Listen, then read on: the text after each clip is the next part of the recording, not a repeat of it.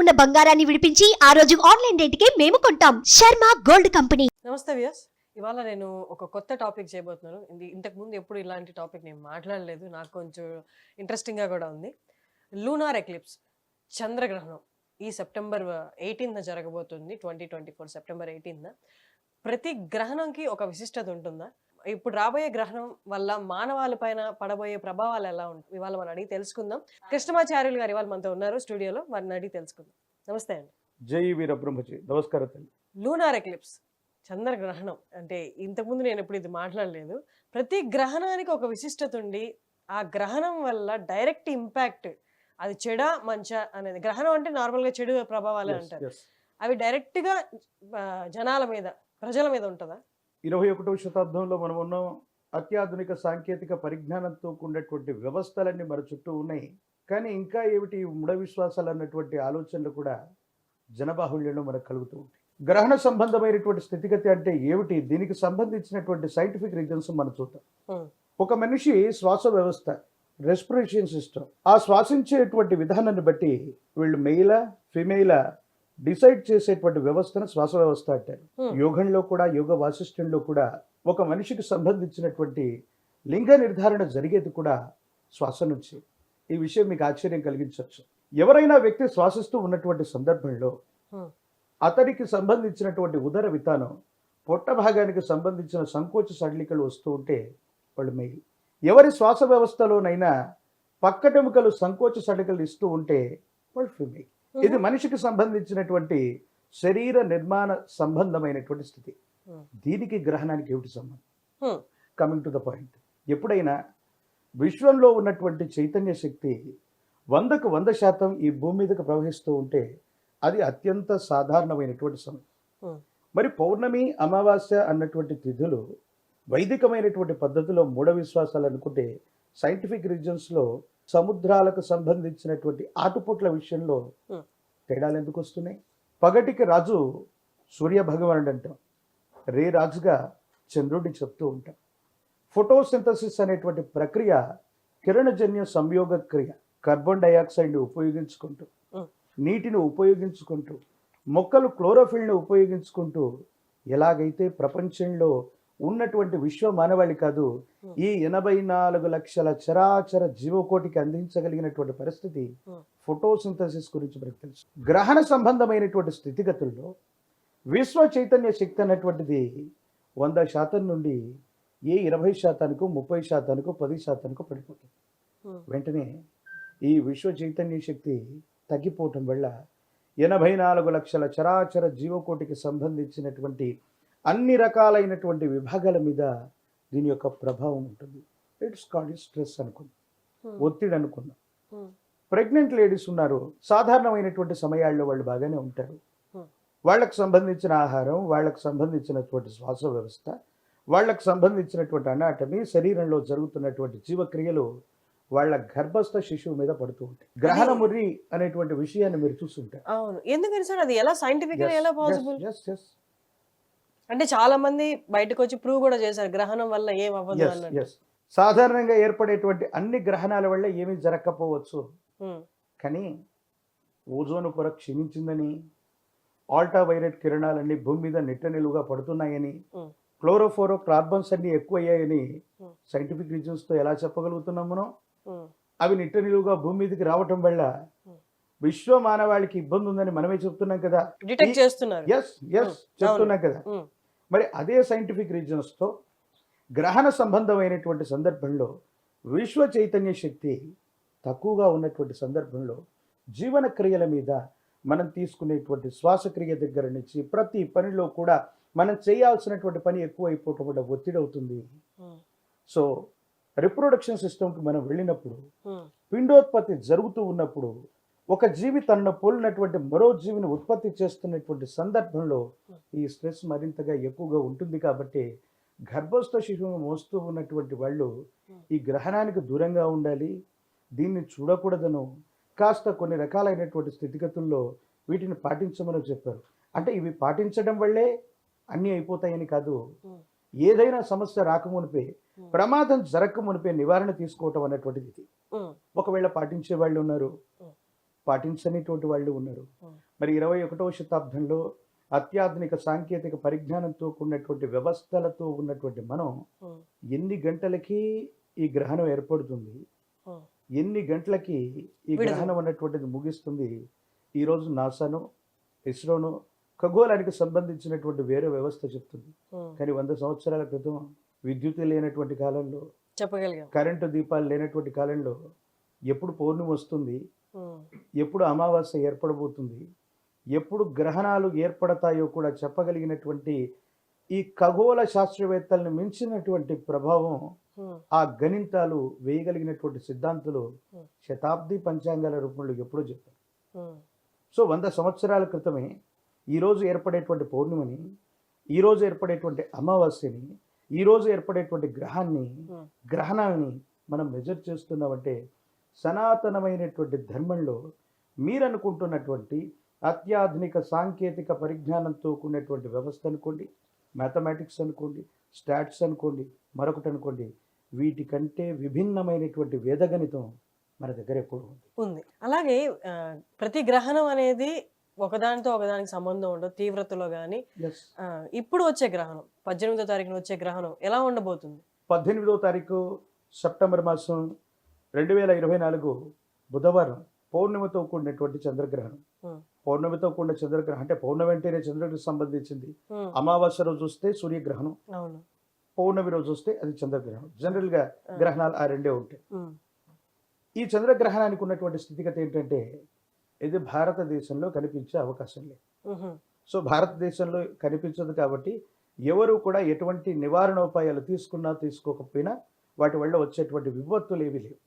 కాకపోతే ఇది ప్రత్యేకమైంది. ఎందుకు ప్రత్యేకమైంది? ఈ మాసాన్ని ఏమని పిలుస్తాం? భాద్రపద మాసం అని పిలుస్తాం. ఆ మాసానికి ఆ పేరు ఎట్లా వచ్చింది? భాద్రపద మాసం అంటే ఉత్తరాభాద్ర పూర్వభాద్ర నక్షత్రాల్లో పౌర్ణమి ఏర్పడితే భాద్రపద మాసం. అసలు చైత్రమాసం అంటే చిత్తా నక్షత్రయుత పౌర్ణిమ చైత్రమాసం. వైశాఖం అంటే విశాఖ నక్షత్రయుత పౌర్ణిమ వైశాఖం. అంటే ఆ రోజు ఆ నక్షత్రానికి దగ్గరగా పౌర్ణిమ ఏర్పడితే తెలుగు నెలల ప్రకారం మనకు ఇంగ్లీష్ నెలలు జనవరి, ఫిబ్రవరి, మార్చిలో 30 రోజులు, 31 రోజు, లేకపోతే ఫిబ్రవరిలో 28 రోజులు, 29 రోజులు కాన్స్టెంట్గా ఉంటాయి. కానీ తెలుగు మాసాలు అలాగా ఉండవు. అధిక మాసం, అల్పమాసం ఇవన్నీ మనం చెప్తూ ఉంటాం. ఈ అధిక మాసం, అల్పమాసం అనేటువంటిది ఎందుకు ఏర్పడుతుంది? ఆ నెలలకి ఆ పేర్లు ఎట్లా వచ్చాయంటే పౌర్ణిమ, అమావాస్య లేదా ప్రశస్తవంతమైనటువంటి తిథులు ఏర్పడేటువంటి విధి విధానాన్ని బట్టి మన పూర్వీకులు వాటికి ఆ పేర్లు పెట్టారు. ఇది భాద్రపద మాసం. మరి పౌర్ణమి ఎప్పుడు వస్తుంది? ఉత్తరాభాద్ర పూర్వభాద్రతో కూడినటువంటి నక్షత్రాలకు దగ్గరగా పౌర్ణమి వస్తుంది. సరిగ్గా ఈ భాద్రపద మాసం ఈ పౌర్ణిమ నుండి రాబోయే 15 రోజుల్ని మహాలయ పక్షాలు అంటారు. గతించిపోయినటువంటి పితృదేవతలు. మీ పేరు ఏమిటి అంటే మీరేం చెప్తారు? ఫర్ ఎగ్జాంపుల్ మీ పూర్తి పేరు చెప్పండి. హర్షిని కోడూరు. ఆ కోడూరు అన్నటువంటిది మీ ఇంటి పేరు. అది మీకు ఎలా వచ్చింది? పూర్వీకుల నుంచి. పూర్వీకుల నుండి మనందరికీ కూడా ఆస్తిపాస్తులు వస్తాయో లేదో తెలీదు. మన కుటుంబానికి సంబంధించినటువంటి గోత్రనామాలు రావటానికి మన పూర్వీకులు కారణమవుతారు. ఆత్మావై పుత్రనామ అసిహి. తండ్రి యొక్క ఆత్మ కుమారుడిగా జన్మిస్తుంది. ఆ కుమారుడు లేదా కుమార్తె ద్వారా సంతతి వృద్ధి చెందుతూ ఉంటుంది. మన కుల గోత్రానికి సంబంధించినటువంటి ఐడెంటిటీకి సంబంధించిన పెద్దలు గతించిపోతే పితృదేవతలని పిలుస్తాం. ఈ భాద్రపద మాస పౌర్ణిమ నుండి రాబోయేటువంటి 15 రోజుల్ని కూడా మహాలయ పక్షంగా మనం పిలుస్తాం. విశేషవంతమైనటువంటి స్థితిగతుల్లో గతించిపోయినటువంటి పితృదేవతల ఆత్మశాంతి లేకపోయినా మనం భగవంతుడికి బాగా పూజలు చేస్తూ ఉంటాం. ఎన్నో పూజాది క్రతువులు చేస్తాం, ఎన్నో యజ్ఞ యాగాది క్రతువులు చేస్తాం. కానీ మీకున్న ప్రాబ్లమ్స్ మళ్ళీ రెక్టిఫై చేసుకోలేక ద్విగుణీకృతం అవుతుంటాయి, రెట్టింపు అవుతూ ఉంటాయి. మీరు ఒక ప్రాబ్లంతో ఉన్నారు, భగవంతుని మీరు పూజించారు, ఏదో యజ్ఞ యాగాది క్రతువును చేయమని ఎవరో చెప్పారు, చేసినటువంటి దగ్గర నుంచి ఒక ప్రాబ్లం కాస్త 4. ఇలాంటి సిచ్యుయేషన్స్తో చాలా మంది బాధపడుతుంటారు.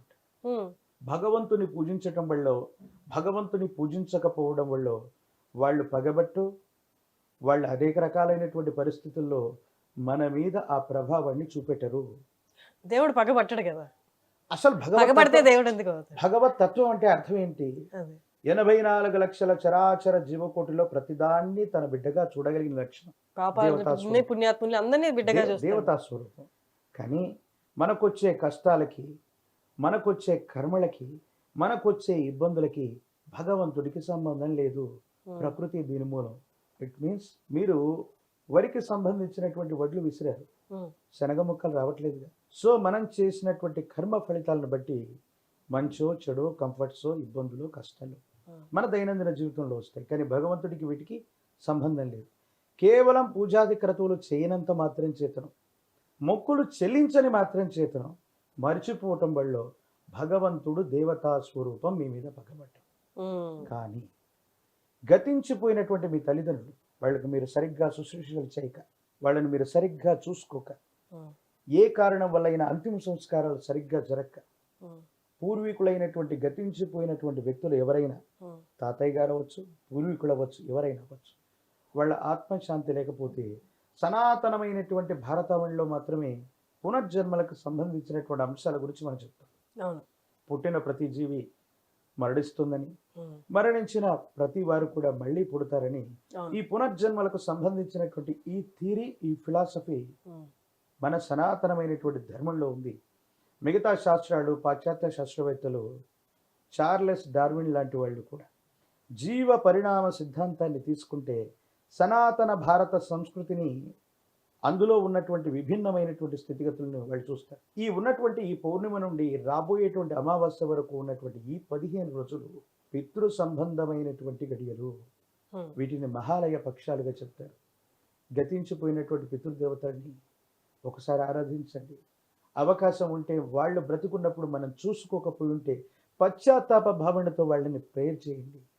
మీ దైనందిన జీవితంలో సానుకూలవంతమైనటువంటి ఫలితాలు వస్తాయి. 3-4 పదుల వయసు వచ్చినా జీవితంలో ఇంకా స్థిరపడకపోవటం, ఉద్యోగం రాకపోవటం, కళ్యాణం జరగకపోవటం, సంతతి లభించకపోవటం, ఒకవేళ లభించినా వాళ్ళు ప్రయోజకులుగా మారకపోవటం, ఆర్థికపరమైనటువంటి అంశాల్లో ఏ ఒక్క వ్యక్తికి రుణగ్రస్తుడిగా ఉండకూడని జీవన విధానంలో ఉండాలనుకోవటం, ఎన్ని ప్రయత్నాలు చేస్తున్నా మీ పనులు ఏవీ సఫలీకృతం కావట్లేదంటే మీ కుటుంబానికి సంబంధించి, మీ గోత్రనామాలకు సంబంధించి మూలమై ఉన్నటువంటి వ్యక్తుల యొక్క స్థితిగతుల్లో ఆత్మశాంతి లేకపోవటం. మనం అనుకుంటాం, మరి మా కుటుంబ సభ్యులు చాలా మంది ఉన్నారు, మరి నాకెందుకు ఇలాంటి కష్టాలు వస్తున్నాయి? మరి పూర్వీకులు, మా కుటుంబ సభ్యులు చాలా మంది, 40 మంది 50 మంది ఉన్నారుగా, వాళ్ళందరికీ కంఫర్ట్ జోన్ లో ఉన్నారు, నేను ఒక్కడిని మాత్రం ఇలాగ అవ్వటం ఎందుకు? ఒక బరువైనటువంటి వస్తువుని ఇద్దరికి ఇచ్చి లోనికి పట్టుకురమ్మను. ఒక అబ్బాయి పేరేమో రమేష్, ఒక అబ్బాయి పేరేమో సురేష్. రమేష్ ఏమో పట్టుకొచ్చాడు, సురేష్ ఏమో కింద పడేశాడు. రేపు పొద్దున మళ్ళీ ఆ వస్తువుని పట్టుకురమ్మని ఎవరికి చెప్తారు? జనరల్ గా బరువును తీసుకొచ్చిన అతనికే చెప్తారు. మీ జాతకంలో కూడా యోగదాయకమైనటువంటి స్థితి కలిగిన గ్రహస్థితి ఉంటే ఈ కర్మలు మీరు మోయగలుగుతారు. జీవితంలో కష్టాలు వచ్చాయి, నా జాతకం బాలేదు, నేను చాలా బలహీనమైనటువంటి స్థితిగతుల్లో దీనావస్థలో ఉన్నానని చాలామంది అనుకుంటుంటారు. లేదు, మీ గ్రహగతులు బాగుండి మోయగలిగినటువంటి సామర్థ్యం ఉంది కాబట్టి ఎవరికి రాని కష్టం మీకు వచ్చింది. దానికి సరిపడా ఫలితం కూడా ఉంటది కదా, కష్టాలు మోసిన తర్వాత ఫలితమే కదా. తప్పనిసరిగా. అంటే ఈ ప్రపంచంలో, ఈ ప్రకృతిలో ఉన్నటువంటి స్థితి ఏంటంటే, ఏ కష్టమైనా అంటే పగలు వెంట రాత్రి, రాత్రి వెంట పగలు వచ్చినట్టు, ఏ కష్టమైనా సంపూర్ణమైపోతే ప్రకృతి మనకు బాకీ పడిపోతుంది. వెంటనే కొన్ని కంఫర్ట్స్ మనకి ఇచ్చి తీరవచ్చు ఉంటుంది. మీరు 100 కోట్ల విలువైనటువంటి ఒక ప్రాజెక్ట్ చేయాలని మీ మనసులో ఆలోచన ఉందనుకోండి, మీరు అనుకుంటుంటారు, నా మనసులో చాలా ఆలోచనలు ఉన్నాయి, 100 కోట్ల రూపాయల విలువైనటువంటి వ్యవస్థను నేను వ్యవస్థీకృతం చేయాలనుకుంటున్నాను, కానీ నా దగ్గర 100 కోట్లు లేవని. అవసరం లేదు. 100 కోట్ల విలువైన సంకల్ప బలం మీకుంటే ప్రకృతి ఆ వనరులను సమకూరుస్తుంది. ఇది నేచర్ లో ఉన్నటువంటి సీక్రెట్. గురుజీ, గ్రహణం వస్తే ఖచ్చితంగా రాశుల గురించి మాట్లాడతారు. ఇప్పుడు ఈ గ్రహణాల గురించి మాట్లాడేటప్పుడు ప్లానెట్స్ గురించి మాట్లాడతారు. 7 ప్లానెట్స్, ఒక్కొక్క వారం ఒక్కొక్క ప్లానెట్ అన్నట్టు మాట్లాడతారు. అదే నక్షత్రాల గురించి మాట్లాడతారు. నక్షత్రాలు కూడా ఫిజికల్ గా ఉన్నాయని తెలుస్తాయి. బట్ ఈ రాశులు అనేవి ఎక్కడ ఉంటాయి, వాటి మీద ఇంపాక్ట్ ఏంటి, గ్రహణం ఇంపాక్ట్? ఆదిత్యాయ చ సోమాయ మంగళాయ బుధాయ చ గురు శుక్ర శనిభ్యర్చ రాహవే కేతవే నమః. 7 రోజులకు సంబంధించి 7 గ్రహాలతో పాటుగా మంగళవారం పూట కేతువుని, రాహుకి ఆదివారం పూట కూడా ఆధిపత్యం ఇవ్వటం వల్ల ఛాయాగ్రహాలైనటువంటి రాహుకేతువులతో కలిపి మొత్తం 9 గ్రహాలు. రాశులు అన్నారు. నక్షత్రాలకు సంబంధించి 27 నక్షత్రాలు, ఒక్కొక్క నక్షత్రానికి 4 పాదాల చొప్పున. ఉమ్, ఈ మొత్తాన్ని గుణీకరిస్తే 108 పాదాలతో కూడినటువంటి ఒక నక్షత్ర వ్యవస్థని 12 రాసులుగా ద్విగుణీకృతం చేశాడు. ఇవి ఎక్కడ కనిపిస్తున్నాయి? Come to the point. Um, ఇప్పుడు మీ ముందున్నటువంటి కృష్ణమాచార్య అనబడేటువంటి నేను, ఉమ్, కృష్ణమాచార్య అనబడేటువంటి నేను ఉమ్, బ్రతికే ఉన్నానా? ఉమ్. బ్రతికే ఉన్నానా? బ్రతికే ఉన్నారు. Are you correct? ఎస్. నా శరీరంలో హృదయం, నా శరీరంలో ఊపిరితిత్తులు, నా శరీరంలో మెదడు ఇవన్నీ ఉన్నాయా? ఉన్నాయి. ఎలా తెలుస్తాయి మీకు? Scan or x-ray. నన్ను స్కాన్ చేస్తే నా శరీరంలో ఎక్కడ డిఫెక్ట్ ఉంది, నిజంగా సంపూర్ణమైన అవయవాలు ఉన్నాయా లేదా చెప్పండి. కృష్ణమాచార్యగా పిలువబడేటువంటి నేను ప్రాణంతో ఉన్నటువంటి ఈ ప్రాణశక్తికి మూలమైనటువంటి అవయవం ఏంటి? ఏ అవయవంలో నా ప్రాణం ఉంది? ప్రాణం ఏ రూపంలో ఉంది? ఎలా ఉంటుంది? మెజర్ చేయగలిగినటువంటి సైంటిస్ట్ కానీ, మెజర్ చేయగలిగినటువంటి పరికరం కానీ, వైద్య వ్యవస్థ కానీ ఈ భూమి మీద ఉందా? లేదు. ప్రాణాన్ని చూసేది లేదు. సో మరి సైన్స్ అది ప్రాణం ఎక్కడుందో చెప్పలేనప్పుడు ప్రాణశక్తి ఉందని మనం ఎట్లా అంగీకరిస్తాం? సో ఇది లేనంత మాత్రం చేత ప్రాణం లేదని కాదుగా. రక్తంలో ప్రాణం ఉంటుంది అనుకుంటే మరి రక్తాన్ని వేరొకరికి డొనేట్ చేస్తున్నాం, ప్రాణం పోతుందా? పోవట్లేదు. హార్ట్లో ఉందనుకుంటే హార్ట్ను కూడా మళ్ళీ ట్రాన్స్ప్లాంటేషన్ చేస్తున్నాం, దాంట్లో కూడా లేదుగా. అంటే శరీరంలో ఏ వ్యవస్థనైనా ట్రాన్స్ప్లాంటేషన్ చేసే పరిస్థితి ఉంది, అవును. కానీ ప్రాణశక్తి ఎక్కడుందో తెలియనటువంటి పరిస్థితుల్లో మనం ఇలాగే నక్షత్రాలు, ఇలాగే గ్రహాలు, ఇలాగే కొన్ని రకాలైనటువంటి స్థితిగతులు మనకి విజిబిలిటీ లేవని మనం అనుకుంటాం. కానీ ఈ సృష్టిలో ఉన్నటువంటి రహస్యం ఏంటో తెలుసా? రహస్యంగా జరగబడిందే సృష్టి, అదే సృష్టి రహస్యం. కాబట్టి రహస్యంగా జరగబడిందే రహస్యంగా జరగబడిందే సృష్టి, అదే సృష్టి రహస్యం. సో అందుకే మీరు చూడండి, చంద్రుడికి సంబంధించినటువంటి స్థితిగతుల్లో రిప్రొడక్షన్ సిస్టమ్స్ అన్నీ కూడా రాత్రి వేళ జరుగుతాయి. పుష్పాలు వికసించటం, వికసించినటువంటి పుష్పాల్లో పళ్ళు, కాయలు, గింజలు ఇవన్నీ కూడా ఏర్పడటం, ఇవన్నీ కూడా రహస్యంగా జరిగేటువంటి ప్రాసెస్ అన్నీ ఎప్పుడో రాత్రి సమయంలో జరుగుతాయి. ఉదయం చూడగానే పుష్పాలు వికసించి ఉంటాయి, కాయలు ఏర్పడి ఉంటాయి, పళ్ళు ఏర్పడి ఉంటాయి. ఇవన్నీ కూడా ఒక నిర్ణీతమైనటువంటి సమయంలో ఏర్పడుతుంది. అందుకే రహస్యంగా జరగబడిందే సృష్టి, అలా జరిగిందే సృష్టి. కొన్ని రాశుల మీద దీనికి సంబంధించినటువంటి ఇంపాక్ట్, ఈ గ్రహణానికి సంబంధించినటువంటి ఇంపాక్ట్ 18వ తారీఖు సెప్టెంబర్ మాసం 2024 భారత కాలమాన ప్రకారంగా ఉదయం 6:11 నుండి 10:17 వరకు కూడా ఈ చంద్రగ్రహణం ఉంది. కానీ ఇది భారతదేశంలో కనిపించేటువంటి అవకాశం లేదు. యూరప్, అమెరికా, అంటార్కిటికా లాంటి ఖండాల్లో మాత్రమే ఇది కనిపించేటువంటి అవకాశం ఉంది. ప్రత్యేకించి ఆ రోజు పూర్వభద్ర, ఉత్తరాభద్ర నక్షత్రాలు, అటు ఫారెన్లో తీసుకున్న, ఇండియాలో తీసుకున్న ఈ నక్షత్రాల్లోనే పౌర్ణమి వస్తుంది, ఆ నక్షత్రాల్లోనే ఏర్పడుతూ ఉంది. కాబట్టి మీనరాశి వారు ఖచ్చితంగా కొన్ని విషయాల్లో దాన్ని జన్మస్థానం, లగ్నస్థానం, తనుస్థానం అంటారు. కాబట్టి ఆరోగ్యపరమైనటువంటి అంశాలలో ఏవైనా ఇబ్బంది వచ్చేటువంటి అవకాశం ఉంది. కాబట్టి ఏవైనా ప్రొడిక్షన్స్ తీసుకోవటం మంచిది. కుంభరాశి, మీనరాశి, మేషరాశి, మిథునం, కర్కాటకం, కన్య, వృశ్చిక రాశుల వారికి ఈ గ్రహణానికి సంబంధించినటువంటి విషయాల్లో గోచారవశాత్తు ఉన్నటువంటి పరిస్థితుల్లో కొన్ని మార్పులు ఏర్పడవచ్చు, కానీ అవి పూర్తిగా నెగిటివ్ అవుతాయని కాదు. కానీ దీని యొక్క ప్రభావం కొంతవరకు ఉంటుంది. భారతదేశంలో దీని యొక్క ప్రభావం ఏమాత్రం కూడా ఉండదు. సో ఈ గ్రహణానికి సంబంధించినటువంటి స్థితిగతుల్లో మనం ఎలాంటి చర్యలు చేపట్టవలసిన అవసరం లేదు. ఫర్ ఎగ్జాంపుల్, ఒక చలిమంటకు మనం దగ్గరగా వెళ్ళాం, ఎంత దగ్గరగా వెళితే దానికి సంబంధించినటువంటి ఎనర్జీ అది ఫైర్ అవ్వచ్చు, మరొకటి మనకు దగ్గరగా ఉన్నప్పుడు రక్షణాత్మకమైనటువంటి చర్యలు మనం చేపట్టచ్చు. మనం టీవీలో చూస్తున్నాం చలిమంటని, దాని ఇంపాక్ట్ మన మీద ఉండేటువంటి, సో ఎక్కడో ఖండాంతరాల మీద దాని యొక్క ప్రభావం ఉంది. భారతదేశంలో ఉన్నటువంటి పురజనుల మీద, మన మీద దీని యొక్క ప్రభావం అనేటువంటిది పూర్తిగా లేదు. వదంతుల్ని, మూఢ విశ్వాసాలని, వీటిని కూడా మీరు నమ్మాల్సినటువంటి అవసరం లేదు. ఎందుకంటే 400 సంవత్సరాల క్రితం విశ్వభవితని చెప్పిన కాలజ్ఞాని వీరబ్రహ్మేంద్ర స్వాముల వారు సమాజంలో ఉన్నటువంటి మూఢ విశ్వాసాలు త్యజింపచేసి జ్ఞానాన్ని సముపార్జింపజేసి ఏది జ్ఞానం, ఏది విజ్ఞానం చెప్పారు. సో గురుదేవుల యొక్క శిష్య పరివారంగా మేము వీటిని జనబాహుళ్యంలోకి తీసుకెళ్లేటువంటి ప్రయత్నం చేస్తాం. చాలా చక్కగా వివరించారు, చాలా గొప్పగా వివరించారు. Thank you so much. జై వీరబ్రహ్మ, జై గోవింద బాంబే.